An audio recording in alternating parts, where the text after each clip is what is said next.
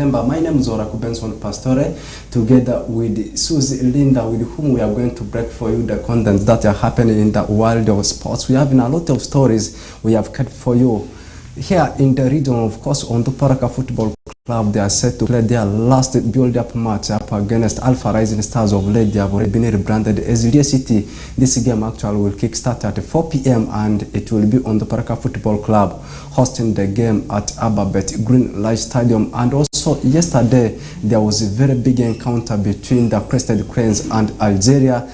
They were battling for the first leg of the Women African Cup of Nations. How it ended, just next to our screen, and we will be breaking for you the content of how things transpired in that particular encounter. The biggest of it today is all about the return of the second tier of Ugandan football. Actually, we are talking about the Star Times FUFA Big League. We have in one game tonight between Boma FC and Jinja North United, and the rest of the games will continue, and we'll also be talking about the new season of the Star Times FUFA Big League. Not only that one, also still within the country, the first tier, the Star Times Uganda Premier League, is also bouncing back today. Actually, it is the match day 2 of the new season of Star Times Uganda Premier League. One game to be played tonight, actually, between the team Venoms up against Congolo. That means I'm talking about Sports Club Vipers at St. Mary's Stadium Chitende. They will be tussling it out with Arue Hill Sports Club. Not only that one, within the country, we also having a big breakup story coming from that side of National Federation of Netball, where we have seen Fred Mugewa, the head coach of Sea Cranes. His contract has been extended. Not only that one, and also a lot of stories that continues to make headlines as far as international sports concerned. It's all about the return of the UEFA Champions League. This week has entirely been about the first tier of European football, UEFA Champions League, which started on Tuesday. Yesterday we had games. Manchester United playing out 7-goal thriller with Bayern Munich. So many games did take place yesterday, and on Tuesday, yesterday with Owen Ezaga, we talked lengthy, we gave lengthy analysis on the game between, in fact, about the games that did take place on Tuesday, and today we'll also be basically talking about the games that we have played in UEFA Champions League yesterday night, and also the return of the UEFA Europa League. Liverpool, actually, they have a contest up against the Austrian-based club, that's the LASK Linz, as you can call them, LASK,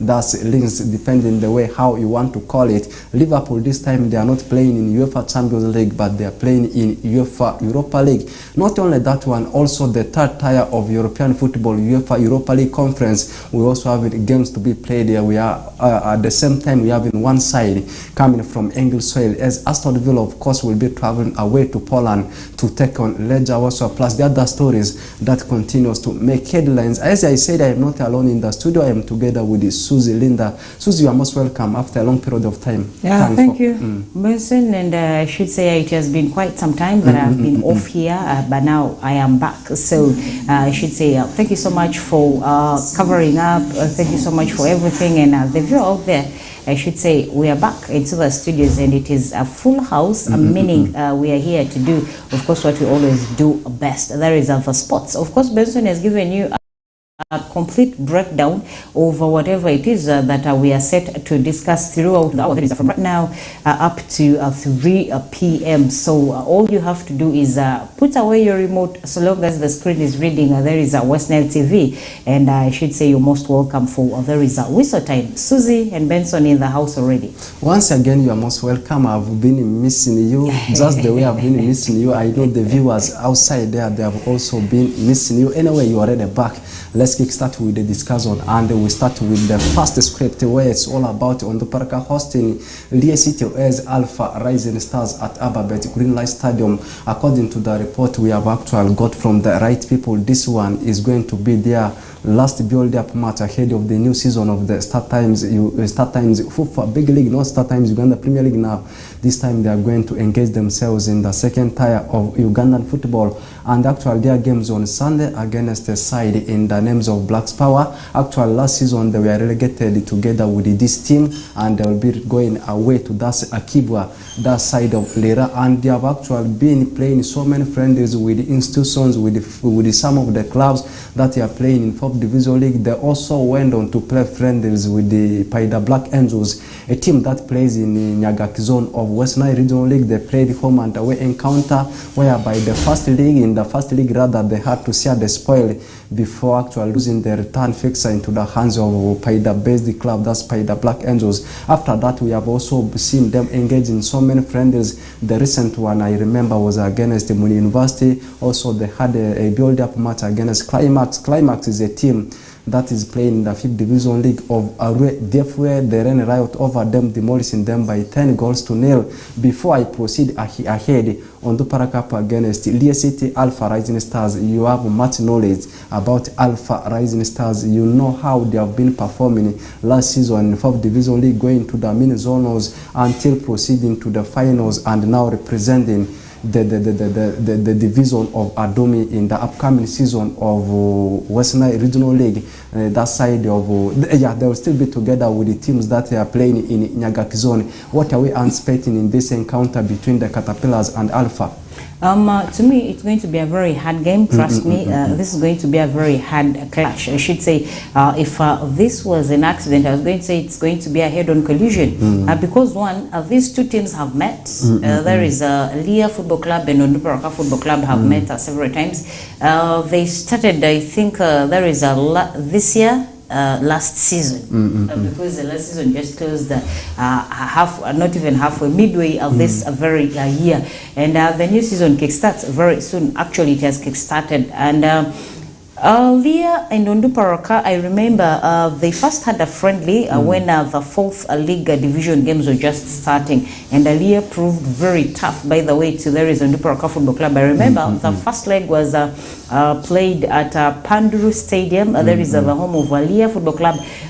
Then when Lia also came down to, there is a Green Light, a home of Onduparaka Football Club. It was also a very tough collision down there. But then we've watched Lia Football Club play most of their games based on, we know of their very tough side, both on the pitch and also fan-wise. Exactly. Their fan base is so huge. Wherever they are playing their games from, you always find out that the fans follow these people. Even when they were for mini zonos down in Nebi, yes, you would see that if there was a game at 8 a.m. or 9 a.m., you find the fans of Lia Football Club on the road by 6 a.m. Yes. Meaning that greatly shows that the love that actually they have for their club. There is a Lia Football Club, and this very one is going to be a very tough one. Lia maintained an unbeaten record. That was in the mini zonos up to the finals over the two zones. There is the Nyagaki zone and there is the Nile zone where the finals was in Jumbe, Boma. I remember clearly we covered that very game down there, and Lia won the other side, crowning them the overall. So this one is going to be a little tough for Onduparaka. But I am seeing a slim win for there is Onduparaka, and unless otherwise, this game is going to end in a draw because Lia is a very tough side. They are very organized, like I said, both fan-wise, from management to down the players and actually the fans. So right now, as we talk, trust me, there are some Lia fans already at Green Light Stadium. So you can, of course, start imagining how this game is going to be. And I am anticipating a very tough one ahead of 4 p.m. today at Green Light. Much as the game is going to be full of tension, I'm seeing an upper hand for Onduparaka, because this is their last build-up match, because the next one is the real competition where they will be traveling away to Blacks Power. We never know. They may be using this last game for doing selection, which players are fit, which players can be able to fit into the system of the Caterpillars to actually start the game against the Blacks Power. And also the reason as to why I'm saying Onduparaka actually is having upper hand in this particular game is all about, we remember recently they played against a regional league club, Paida Black Angels. The first league ending in a draw, then losing the reverse fixture into the hands of Paida Black Angels. As I said, this time another regional league material in the names of Lia City, Onduparaka Football Club may not want to lose the game again into the hands of a team that is below them in terms of that pedigree. Then at the same time, quality of the players. also matters, because on the Paraka we know that this time they have restructured a lot, though we never know, since the summer transfer window in Uganda will be closing tonight. We never know, they may also add 2 or 3 players into their system. The way I'm seeing the match, on the Paraka will be playing tonight against Alpha Rising Stars. They will come back, they will come in the pitch with all the forces to see that they pick the win against Alpha Rising Stars. I know they will not be in position to name a weaker side playing against Alpha Rising side. As I said, knowing that they are very soon kickstarting with the real competition, and then at the same time knowing that Alpha of late they have not been an easy side to play against. So Susie, we leave that one there. This time we need to turn our focus to another story. It's all about the bouncing back of the Star Times FIFA Big League, and I've just been saying on the Parka will be having a game up against Blacks Power and they will be away. But let's start with the game that will be taking place today. That means we are only 1 hour plus some minutes for the kickoff of the game between Boma FC and Jinja North United. The other games will continue. The game between Onduparaka and the Blacks Power will be played on Sunday. Let's first start our discussion with the game between Jinja North United and Boma. Boma last season they finished 7th in Star Times FIFA Big League. Meanwhile, the team Jinja North United, I think they finished around 9th there.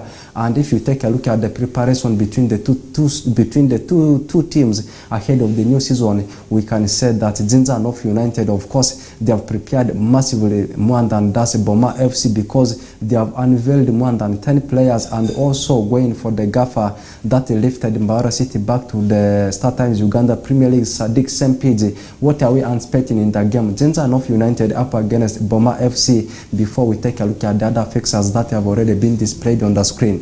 I really don't want to judge these two sides based on their play last season, because you can actually get to see that a team who finishes at maybe even the rock bottom of the table gets to surprise people when the new season starts, because in between the break you actually get to understand that teams prepare. When the last season closes, teams get to prepare in that they get back to the drawing board to actually see where their weaknesses were, and then when they return for the remaining or the new season, trust me, they always want to come back bigger and better. So I am looking at this very game being a very tough one, but looking at it on a statistics based, you actually get to see that Boma, I think they don't have a lot of experience. There is in FIFA Big League. They just made entrance there. They've not stayed in there for quite very many seasons. But Ginger North, Ginger has been there for quite some time. Exactly. And at least they have the experience, I should say. But this time around, we're not going to judge them based on experience. I also really don't want to judge them based on last season's play. I am looking at actually a very tough game, but I am giving it out to, I think, Ginger United. They might pick a win with not a lot of goals, a very slim margin of goals, 1 or 2. There is for Ginger, but then I am equally not ruling out Boma. They might come up and surprise. You know, they always say don't joke with a dying horse's kick. So I am not ruling out Boma, but I am seeing upper hands for there is Ginger North. Jinja North United, actually, the producer can help us to display the fixtures again such that we can be able to give to the viewers. As he prepares to give the fixtures on the screen, he has already displayed them. As we have just been discussing, Boma is having a game up against Jinja North United, and this game will actually be at Masindi. And then on Sunday, we are having around 5 games to be played. And then the University will be the home side at Arena of Visions. They take on my producer's team, that's Karo Karunzi. Calvary, our own team that's based in West Nile, will be playing Chigezi home base, and this game will be at Midgo Primary Playground. Blacks Power, as we have just been saying, will be tussling it with the Onduparaka Football Club at Akibwa Memorial Stadium. Chetume, meanwhile, will be the home side as they say hi to newly promoted side, that's Chinda Boys. and this game will be at Nakisunga Saza Playground. Then on Monday, we are having a game between Police up against Young Elephants, and this game will be at the Kavumba Recreational Center. And the last game to be played in match day 1 of the new season of FIFA Big League will be next week on Tuesday, 26th of September, as Mbale Heroes, another newly promoted side. Actually, it will be a derby between the two sides because these two clubs, they are all from Mbale City, and they also come from eastern part of the country. Mbale Heroes, of course, will be the home side, and they will take on that Kataka, and this game will be at Mbale Municipal Council Playground. Just like you have said there, I want to go back, Jinza North United. In fact, some of the teams that have already stayed for long in the league, this time they have that high ambition that they have stayed enough in the league. They need to take a step forward. Will it be the time for that Jinza North United with the preparation they have been having? As you have been thinking, I've also been reading your mind. That's also what I have been thinking about the team, that is Jinza North United. Like you have said, this time we should not judge these teams based on how they performed last season. Matthias Jinza North United finished behind Boma United, but in terms of preparation, we have seen Jinza United taking a step ahead of the team of Boma FC. Let's leave that one. They are also in the top tier of Ugandan football. StarTimes Uganda Premier League match they do is also bouncing back to the one game to be played at 7 p.m. under floodlights as Venom's Viper Sports Club at St. Mary's Chitende will say hi to that depleted, I should say like that, Arue Hill Sports Club, because they have lost a number of key players. The first game Arue Hill Sports Club played, they were edged just by a slim goal into the hands of Busoga at Paridi. Meanwhile, for the team of Sports Club Vipers, they were able to edge out Gaddafi by 2-1. Before I answer you into the analysis, let's first take a look at the other fixtures to be played. And like we have just said, Vipers up against Arue Hill Sports Club at St. Mary's Stadium at Chitende. And this game is at 7 p.m. Then on Friday, that's tomorrow, we are having games to be played as URA will take on Gaddafi at the Meta Grounds in Lugazi. Meanwhile, Chitara, another newly promoted side, will actually tussle it out with the UPDF Masindi Sports Stadium. Chitara has begun the season with a win over Sports Club Villa. Meanwhile, UPDF, they had to share the spoil with the team of URA. NEC FC, after having that impressive performance in the first league, they will also be getting into another encounter. Let's bounce back and we ask ourselves into the game between Arue Hill Sports Club and Viper Sports Club. And the coach of Vipers, Darcy Lever, is saying that he's actually very happy because of how the boys have started. Meanwhile, Arue Hill Sports Club, they will need to bounce from that 1-0 they had in the first match, and at least make sure that they impress the fans. Will it be happy? Will it be happening tonight? Are we expecting that one from the side of Arue Hill? I am not actually seeing any win for Arue Hill against Vipers because one, Arue Hill is the visiting side. They are going to the home of there is a Vipers, there is a St. Mary's Chitende, and Arue Hill, trust me, don't have a lot of experience in playing under lead lights. That is the second thing that I should be able to notice about Arue Hill not having any chances of winning at this very game. And then 3, Vipers is at an upper hand because one, students already are back at school, and if you play actually a game, if you're taking there is Vipers at Chitende, trust me, when the students are back, you pray that you always get to play Vipers when the students are home, because one, those students can shout, trust me, Benson. The pressure from the noise, first of all, alone puts you on tension, unnecessary pressure, and secondly, the favorite over there is the students, there is the trio, I should say, have returned. There is Yuna Sentamu, and then Milton Karisa, and then there is one guy called Salim Iqbad that they nicknamed Mbappe. So these 3 guys have returned fully, and we all know Vipers last season picked both trophies, even from the secondary school games. There is a St. Mary's Chitende, and Vipers also located in the same vicinity. So trust me, it's not going to be easy for Rahil actually to pick a win on Vipers. And this time around, we're looking at Rahil as an underdog. It's Very true. obvious. We're looking at Rahil as an underdog. If they fail to beat Busoga at Paridi, which is their home ground. So what other miracle are they going to use to beat Vipers? I am not even seeing a draw here. There is for Team Arua Hill.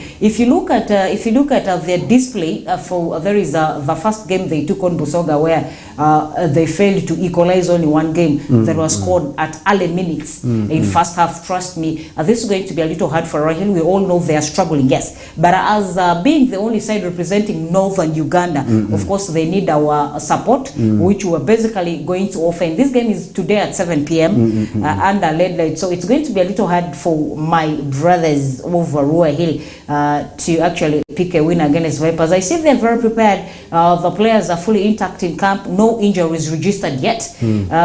Likewise with the Vipers, no injuries registered. But the three, there is a Carissa, Yunus, Sentamo, and Mbappe have been off for some time. There is for the side of Vipers. But Vipers came in to confirm that the trio are fully back into camp. So that equally also means a very big one for Team Vipers. Yeah, it's true. To add on to what you have already said, Arua Hill is having so many challenges ahead of this encounter. They're having one injury concern, that's Dino Gibson. That guy is out for them. And from the drum games. Yeah, exactly. Challenges to me, I've seen Arua Hill will be having ahead of this encounter. Like just you have said, they don't have the experience of playing under floodlights, late kickoff games we have in Ugandan football. That is the first thing. The second thing is the Ugandan side, the Western Nile sides, whenever they go and play on artificial turfs. It has always been something very difficult for them. Though last season we saw on the Paraka trying it towards the end against some of the teams like KCA,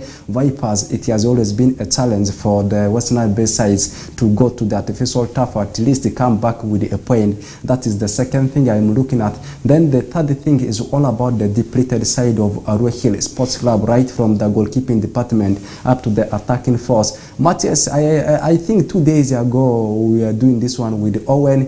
At least last season, Omedwa together with Anyama Richard, they had a competition, steep competition between the sticks. This time, the other guy, Omedwa, has already left to das URA, and Anyama has been the only key goalkeeper that can stand between the two poles. So this one, of course, because you are not having someone to compete with you, he may do it the way he wants, if I may say it like that. And also the entire defense line. Who is that pivot? Who is that fulcrum? Who is going to act in the heart of the defense? The two central defenders went. I want to repeat again. Vone and Per, they have all left the club. Maybe one key player, maybe Atendele Gerga, but that guy alone cannot be able to contain the pressure from all the attackers of that is the attackers of Vipers. And you come to the midfield. Who is that key man in the midfield? Yeah, we may talk about Gaddafi, Ajumani. I don't think he cannot be the only person generating the whole of the midfield. You need a strong midfielder. You need a strong babysitter who can be able to sit between the amigos and the four defenders. Is there a key player that will have? I don't think. You take a look at the three amigos who will be behind to look for the goals. Innocent Media went, Maduka went, Isaac Ogweng went. So you look at the attacking force of Arua Hill Sports Club. It's true. I sorry to use this word, Arua Hill Sports Club, to me, that's according to me, they are a very depleted side to face the side of Sports Club Vipers. But this is Ugandan football. Any surprise can come. We saw the likes of Gaddafi surprising world, picking results against some of the big sides in Ugandan football. But let's leave that one there. We take our step to what happened yesterday, even between our ladies, that's Uganda, as you can call them, Crested Cranes. They lost into the hands of Algeria. That game ended by 2-1 after the first half of the game had to end in a barren draw. Me, I thought that they were going to contain the pressure from the Desert Foxes until the end, but second half turned so as a bad omen for them. They conceded 2 quick goals in a space of less than 10 minutes. Still, we had to come up with a consolation goal. So the next task for the Crested Cranes will be away trip that will be on Tuesday to Oran, one of the cities in Algeria. So look at the result we have already put on the table, and I did say the winner between Algeria and Uganda will actually face the winner between Burundi and Ethiopia. Now that we are a goal down and we are at home, that's at Nzeru, this time we will be jetting away to that Algeria. Is there a chance for us to proceed to the next round? If we failed to win there is the home game, trust me, it's going to be a little hard to win the away game. I really don't know what happened with our ladies this time around. They have been a star. They've always put up a star performance compared the press of Algeria. Compared to compared to the men's side. At least the ladies, you can put a bet on them, especially when they are going into play an opponent. They've always performed. And the girls, whenever they are summoned, they come in and they're always boosted by, there is one key girl that I love watching. Actually, there are two. There is one called Najemba and Fozila Ikwaput. Those are my favorite players. There is She Cranes, the female side of the national team Uganda. I think this time around, I really don't know what happened with the girls. By the way, I had put a win on that very game for there is a team Uganda because the ladies trained very massively. By the way, they did a lot of preparations ahead of this very game, hosting Algeria and all that. But then to me, someone wasn't down on merit. I don't know. We have female footballers in West Nile or northern region. Have you ever seen any northern lady being summoned in the national team? No. Most of these ladies, we have seen them playing in the Danish Super League of the ladies. Others are playing in Turkey. Others have gone on to play for the women team of Italian Serie A. Just you have ever been lamenting on this one. Most of these foreign players, they are always taken as a priority ahead of the ladies that are within the country. Just narrowing it to the case of West Nile region, it's always very hard to see our own ladies from the region of West Nile participating as representing the region when it comes to the national ball games like this. It's true. A very true concern down there, but we have star players in West Nile. Trust me, we have star players in West Nile, and these ladies play a lot of good football. If only they were given the chance. If only the stakeholders there are running the She Cranes, the Crested Cranes. Okay, if the stakeholders took in their time like Chitio Babire took it with there is the netball side and did regional tours to actually to hand pick good players. You first of all put up a game with the region select, and then from the region select, that's where you can actually get to hand pick best players, and you can actually get to add them onto there is the national side. Trust me, we have very good players down here. And then taking a case of most of our coaches summoning players within the country that play for outside teams. Trust me, it's also a bad vice, because one, to me, they don't take the initiative to follow up such a player. Yes. You don't take the initiative to find out if really this player gets play time while out. It's true. All you know is this player is an international player. Yes. He plays for a side outside Uganda, so definitely they are the best. No, sometimes these players go there and they're benched. Yes. Throughout, by the way, they are benched. So all you know is yeah, so and so plays international football, so I should summon them. No, let's summon guys on merit. There, at least I think we'll start seeing results. Initially, the frustration was coming from the men's side. I think this time around, the virus has moved to there is the ladies. That's why they weren't able to beat Algeria. Really? Team Uganda cannot even beat Algeria at home? This is a very bad one. And if they fail to win a game home, how are they? What miracle are they going to perform to actually pick a win away? It's going to be very hard. It's going to be a little hard. Actually, our misfortune started when we lost the under-18 women Sekafa champions to Tanzania. And then this one we have already lost it into the hands of Das Algeria. we will be going away to that Algeria. I don't think we can be able to overturn that result. And after that, another big encounter is coming ahead of us, as we will also be meeting one of the biggest sides we have in Africa as far as ladies football is concerned. Cameroon, a side that has ever represented the country when it comes to the Women's World Cup. I don't know what we are going to do. So let's first go for a break. When we'll be getting